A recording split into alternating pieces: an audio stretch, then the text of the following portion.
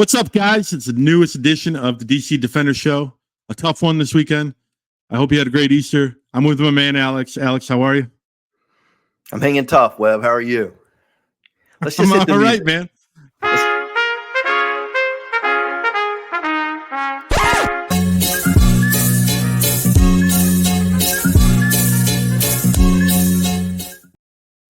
All right, guys. Well, I just want to tell you guys before we go off into the show that we are going to divide this into 3 different episodes during the season, because I know we both know we're long-winded, and the people love the content, but the biggest feedback we get is that our show is so long. So we're gonna film a show all tonight and then slow release it, and then on Thursday and Friday you'll get the full YouTube show, all of the parts together, and Thursday you'll get the audio on Spotify.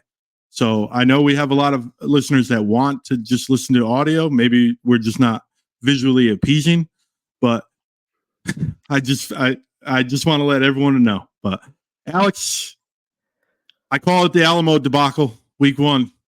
Is that a proper name for it?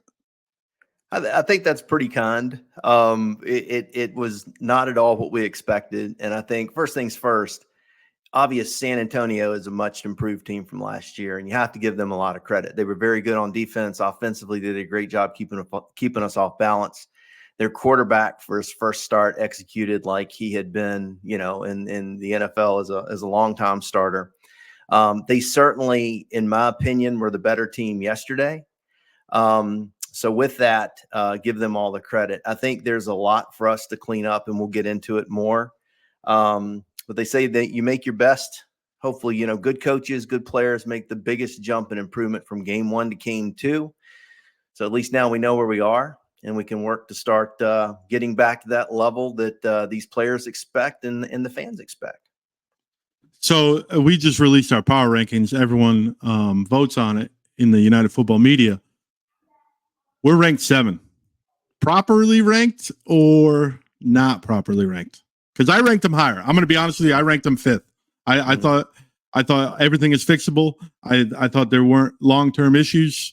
I think there's a couple plays, and we'll get into it in a minute, that I think if they go the other way, you're talking they're 1-0, and they're a team that's resilient and able to overcome in a tough environment and all that kind of stuff. So I just think I think everyone's, oh my God, DC, they were supposed to be the champs and they lost. It's almost like St. Louis. St. Louis is the same boat. Like, they weren't supposed to lose. So I just think they're underrated in our power rankings. Your thoughts? Yeah, I don't know where you put them. I forget. 7's harsh. I think I had it 5 too. I think 7's a bit harsh. Because to your point, we did do some things. There's some things we did some things well. There are things to clean up as well. But I don't think that we're better than just one team. Exactly. And that team we'll get into in a second. But 3 things. So we'll break down the game in 3 things. 3 points that we thought stood out. Kind of keep it concise for you guys. The first thing is surprise, surprise. I feel like we got first half sucker punch because it seemed like they were ready and DC was not. The 4th down conversions on the opening drive, when that happened, I just thought to myself, I'm like, man, like, what is going on here? And then the new look Brahmas, they just surprised us, man. Like, that's not Hines Ward's Brahmas. And we went into it thinking that it was closer to Hines Ward than it's more like the Roughnecks. So your thoughts on the surprise? Yeah, I mean, I know we'll get into it, but on the first score, so they converted that 4th down. And on that first score, a little bit later on in that drive, then I think they converted another 4th down on that opening drive, didn't they? Okay, so they converted 2 4th downs on the opening drive. And then what really, sort of, it's great to have a lot of defense. It's great to have a lot of fronts and a lot of blitzes and whatnot. But I think I'd have to go back and look at the film again, but it looks like we blew a coverage on their first touchdowns because we blitzed, we brought heat. They ran a back out of the backfield. And if you watch on film, nobody goes with him at all. It should be a linebacker or somebody taking that guy to the backfield. We just left him uncovered. We're in man. They had run off all the receivers. He catches it. And it's like, people are talking, what a great play. Look how fast he is. Hell, he didn't have anybody within 20 yards of him. So that's got to be a bust of some sort. So, we gave that one away. And then I think we settled in a little bit on defense in the first quarter. But, they had a nice sustained drive to go up 14-3. And then once we cut into the lead, they hit that fake field goal / moved into a funky sort of, I thought a quick kick. I thought he was just going to quick kick it. And they end up, dude waddles down the field and catches a touchdown. But, yeah, we did. They hit us good in the first half. It wasn't what I expected at all. Yeah, it definitely wasn't. But so Reggie, after the game in the presser, and we're about to show it, he talks about the new look San Antonio style. How was that kind of adjusting? Did you guys know exactly kind of what to expect coming in from the new OC? Right. So what we did was, we went and watched a bunch of what they did at Arlington. This staff led by Coach Phillips. Obviously, he had some new coaches in there, but they did a really good job. The offensive coordinator did a really good job. Defensive coordinator did too. But offensively, if you look in the first quarter, second quarter, they did a great job of getting the ball out quick. They figured we'd bring pressure. They figured they'd get the ball out in the flats, and the guys were able to make a few catch and runs. So they did a good job of scheming us. So out of those comments, the thing that sticks out to me is that they knew what DC was going to do, but it seemed like DC didn't adjust at all when San Antonio was successful. So it seems like this staff was not fully prepared. And that's no criticism to everyone, but and especially in that first quarter, it seemed like, and I called it the first half sucker punch. They didn't really sucker punch us really because we were looking. They just smashed us in the face. And I think the coaches kind of got outcoached early on. Yeah, and I think you got to give some credit to San Antonio too. They were a lot better than I thought. And that quarterback really executed, and they did a great job when we brought linebackers, slipping somebody in. It's simple. Linebacker comes, guy fills the vacated space, dump it down 8 yards, 10 yards. They did a great job of sort of picking us apart, and felt like they kept us in the first half very much on our heels, right? When we were able to bring pressure with 4, we were able to, shut drives down. I think very early, though, we learned, hey, we can't bring multiple people and try to cover these dudes. And we really, even when we were bringing multiple people, really weren't getting to the quarterback and knocking him down like you'd hope we would. So, again, credit to San Antonio. Yeah, the play that sticks out in my mind, I think it was in the second quarter, and I think it was like a 3rd and 9 or 3rd and 10, right? And all the DBs, we only sent 4, and there were 7 guys along the line that was on the television for first down. Like they were all in a straight line all the way across. And I'm like, this is what you need to do. Keep them in front of you and tackle.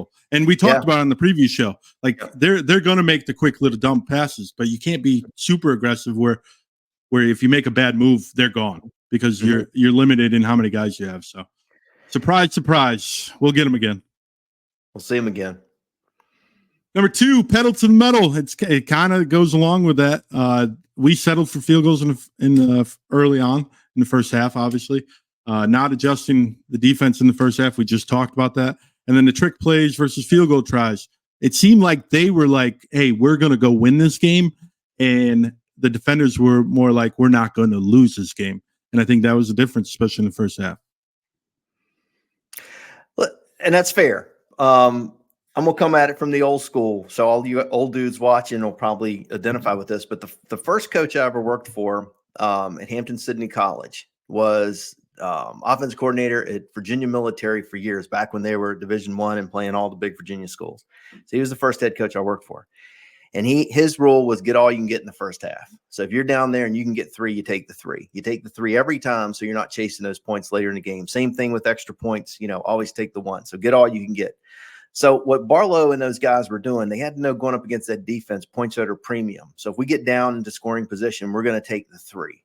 So from that standpoint, I didn't necessarily disagree with how we went about things in the first half. And, if you think about it, without that, trick play touchdown, we would have gone in at halftime, down 14. 17, really, if they kicked that field goal. Or whatever it was. Well, what was it at halftime? 20-9? Yeah, it's 20. It was 14-9 when that trick play. Right. So if he kicked the field goal, it's 17-9. Right, exactly. Or if they don't even kick it, because I don't think he can make it. I think that guy we'll see if he can. Hold on. While you're bringing this up, they actually said in the press conference, Wing and Mollett were on there. And Wing is a personality for a punter. He's got the visor, all that Australian. He's got that personality. I don't know if you saw the presser. He actually said the plan was that Destroying was going to purposely miss it because they knew they were going to ice it. So the defenders, they knew the icing was coming. They had the timeouts, and that was the game plan. That's what Wing said in the press conference. And I thought to myself, yeah, because it worked out. If it didn't work out, you would have never said that, and you wouldn't be in the press conference. They would never interview the punter. So it just, I just thought it was funny that the Brahmas were saying something completely different than what everyone else was thinking. So yeah, I think he's full of it. The other thing though, too, settling for field goals, like the first field goal we got, if you go back and look at it, and this is the difference between winning and losing games, in my opinion.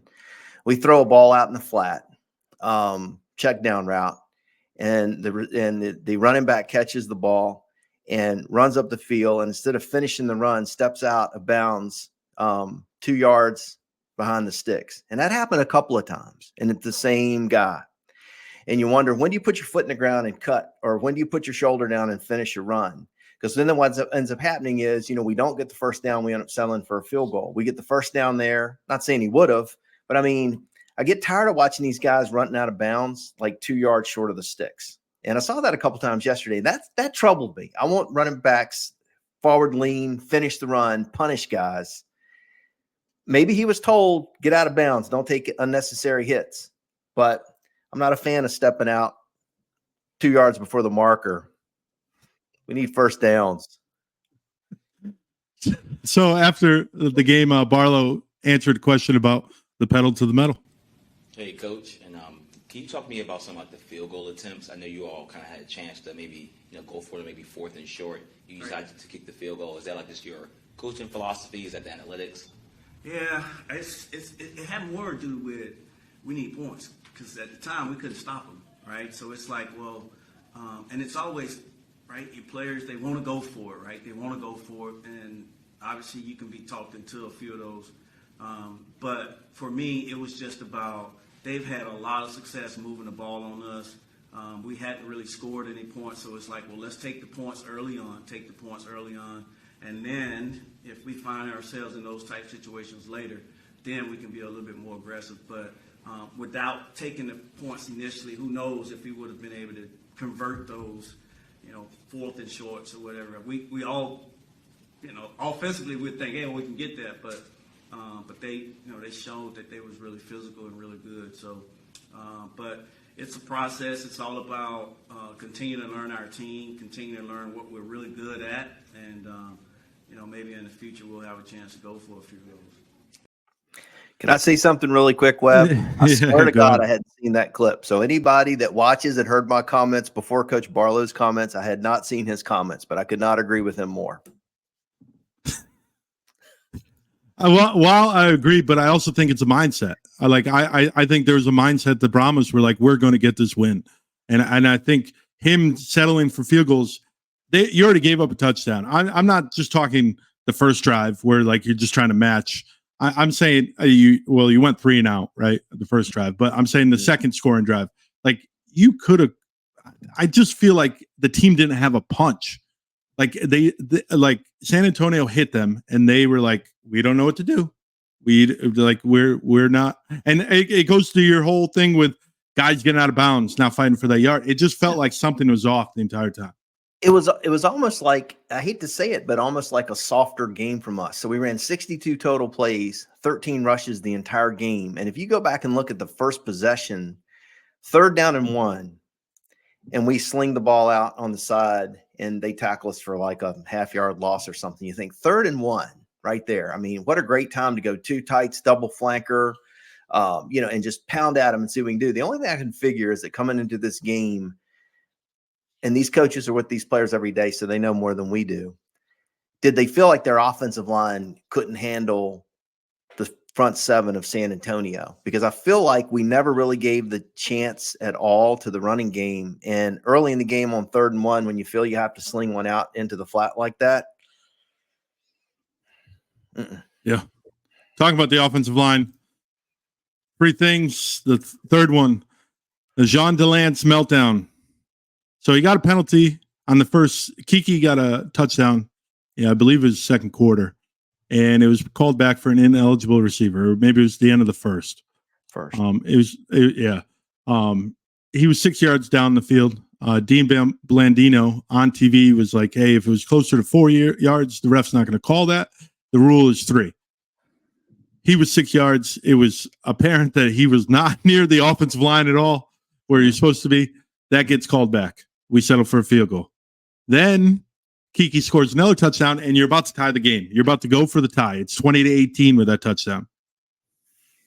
He clearly spits on someone. I know there's no video, but right in front of the ref, right in front of the TV guy that was like, "Yep, I saw it," and players. And credit to San Antonio, they didn't overreact and start a fight or anything like that. They said, "Hey, you better get your guy, or we're going to have more problems."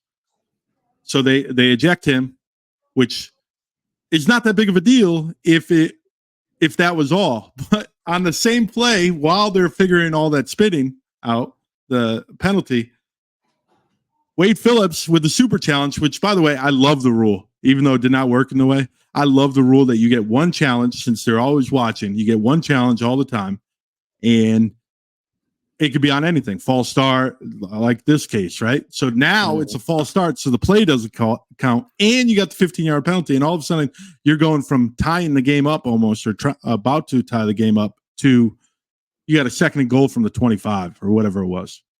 And it just was a meltdown. Your thoughts on Delance? I know he had a tough game. The whole offensive line did. It's not to call him out. He didn't even give up the most pressures, but those moments in the game really decided this outcome.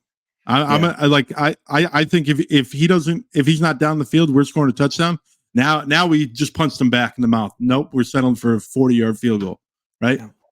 On that possession. If he just spits and gets ejected, but he didn't false start, okay, he acted out of control. You're done for the night, whatever. But now he penalized, so he gets the target on his back. But the whole offensive line was bad. Your thoughts on Delance and then the offensive line, which you kind of already hit on?